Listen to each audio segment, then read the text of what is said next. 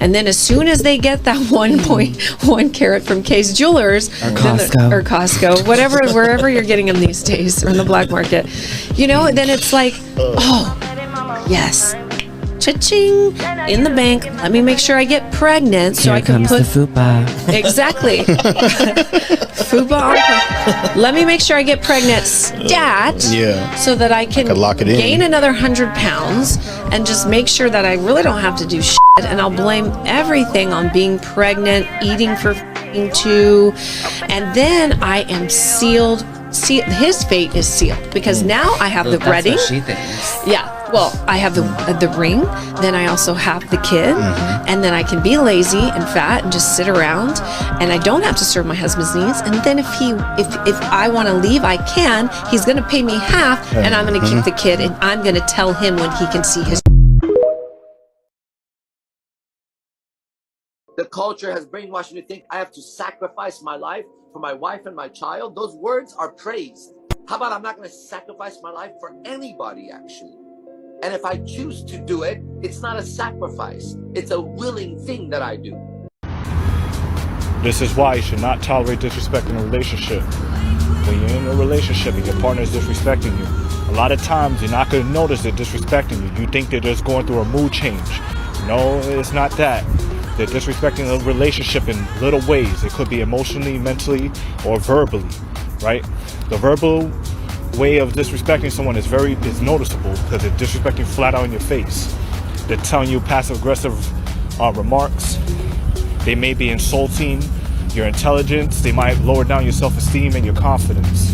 But once you realize that you're giving more in a relationship and they're giving less, right? They're giving their attention to other people. They're talking to other people. You know, they're more on the phone, right? They're coming home late. These are all signs of disrespect in a relationship. Do not tolerate that. Because if they gave you so much more in the beginning and they're giving you less, you should walk away.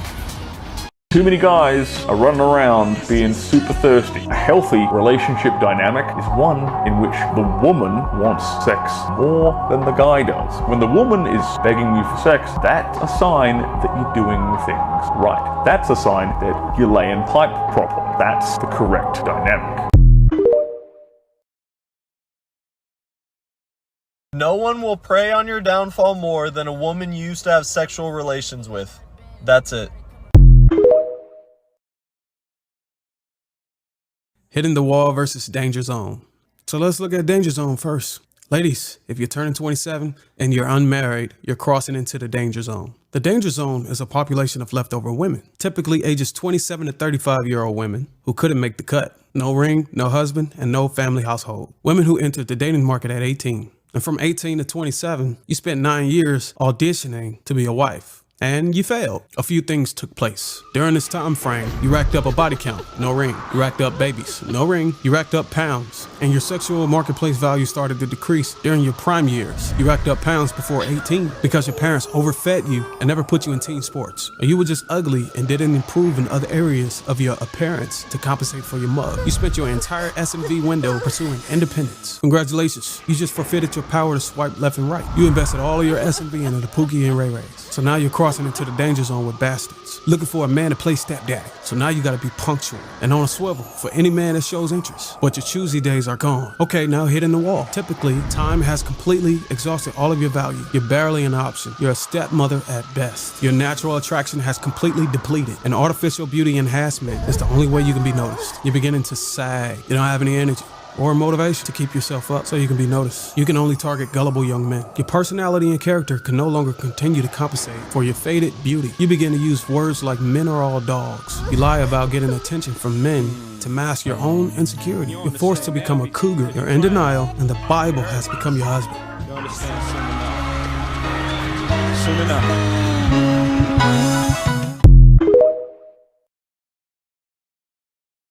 Divorce, that was rough because I was a daddy's girl. My mum said you can't see your dad. I'd say my mum in a way weaponize the whole child situation. And I can say this now because we've gone through it, we've spoken about it. And she's put up her hands to actually say, I'm so glad your dad fought for you. Because in many situations, like, men can get tired, or they don't know what to do, or they don't understand the legal system. And that's why there's many women I know that don't have a dad. And it's not always the man just ran off. Do you understand? It's oftentimes the men just don't know what to do and don't have the finances. Are his father. To do his pop. I'ma So be a it man. is what it is. I'ma be a Don't man. call my phone. Don't I'ma have be that a man. little wench over I'ma there be a on my man. phone. I'ma Or be touch a my man. phone. You will never see him. I'ma be a Never. man. I don't know why. I don't know who hurt you in your past. I don't know what bad relationships you've been in or where you were in your life to where you fell for that okie doke. But you did. And now you have a child because of it. You don't get along? Fine. But you don't keep that child away from his father. Ricardo Jr., right? So I'm going to name you after a man I'm not going to even let you see. Stop the nonsense. For all my young boys out there, 15 to 29, okay? Or 15 to 20, to 25, 26, 27, 28. Like, what you guys want to do is just focus on becoming better, getting in the gym, exercising. It's better to do it when you're young, eating healthy, okay? Having productive habits, okay? I'm gonna give y'all a cheat code right now. You guys want to know why I'm successful? Why I'm doing real well in life right now? This is gonna suck to hear, but I went through long periods where I didn't necessarily deal with women. When I was in Texas, guys, as an agent, I went like 4 years where I rarely went out, where I rarely went out, and on top of that, I rarely dealt with girls. I was focused on doing big cases and just rising up the ranks of the office. When I was in college, I was a Division I athlete, so I couldn't go out and party and drink like that. You know what I'm saying? And I never did drugs, right? Because because I was an intern with the government at the time, and on top of that, I was an athlete, so I had no time for drugs, and I rarely drank when I was in college. I drink more now as an adult than I did back in college, and even now as an adult, I rarely drink. So, the biggest thing is that during those years, yeah, you're gonna have to give up some fun, and you're gonna have to deal with some pain as a young guy. But I'm telling you guys, that hard work is gonna pay huge dividends to when you get older. Moving in with females is dangerous. Here's why I say this. So those guys that never get on their feet and are always looking for a female to look after him, it normally ends bad. A man is supposed to have the ability to stand on his two own feet. He should eventually be able to support himself and the woman that he's with. Giving a woman that type of leverage over you never plays out well. Women are generally more attracted to men who have their shit together. It displays high value. And as I always say, high value always creates attraction. If you're a guy looking to step up your game, comment and follow for more. Significantly younger than them is severely lacking in their life. No, absolutely fucking not. I absolutely 100% refuse to believe this. I refuse to believe that we have devolved so much as a fucking society that we are taking morality advice from Mia Khalifa. Are you fucking serious right now? We all know what she's famous for. And if you're going to try to claim she's famous for something else, you are a fucking liar. We all know exactly what it is. I absolutely refuse to believe that our society is so unbelievably fucked and irredeemable that the person who feels they have the right to give advice on what is moral is Mia Khalifa.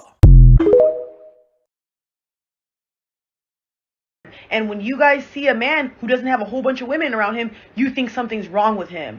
I'm not the one that said it, but she ain't telling no fucking lies, bruh.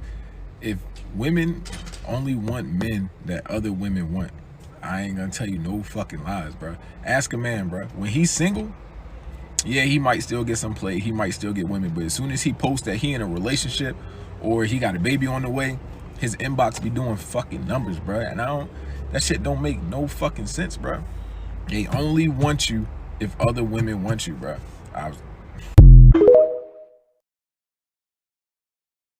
Women do not care about the struggle. They wait at the finish line and fuck the winners. I'm not waiting for anyone. Okay. Fuck your struggles. Why would I waste my SMV years on a guy that's just potential? Most guys suck nowadays. But the other part is you're dating the finished product. Is that what you're saying? Yeah. Okay. Yeah. Anybody else have anything about this? One more time, it is. I don't date on potential, so if you're not winning, then you're not worth my time because I'm winning, so we're gonna be winning together. Ladies, this is how you calculate your body count to see if it is too high and unacceptable to the high value, high quality man that an overwhelming majority of women prefer. The ultimate guy, which is the guy who's 6 feet tall, with a 6-figure salary, 6-pack abs, and at least 6 inches of pipe, or any man that isn't a simp or a beta male. So let's get into it. Any child born before 17 or after 35 is a high-risk pregnancy. I know some of you ladies were fast before 17, just nasty. So if you racked up bodies before 17, go ahead and start your body count at that number moving forward. And given that, ladies, ask yourself how many children can you have between the ages of 18 and 35? And let's say you're considering the minimum healing duration in between each pregnancy, which is 18 months. So how many can you have? Let me help you out. Let's say you conceive at 18 years old, which means by the time you give birth, you'll be around 18 years old in 9 months. That takes 1 male body. By the time you're 35 years old in 3 months, you'll have given birth to 8 children. Remember, we're considering the 18-month healing minimum. So your oldest will be 18 years old, 8th will be a newborn, and you will be 35 years old, 3 months. That's 8 bodies, 8 birth certificates, 8 social security numbers, and most of the time, 8 family court subpoenas. So 8 bodies is considered a high body count, which typically makes most of y'all for the streets. Have a good night.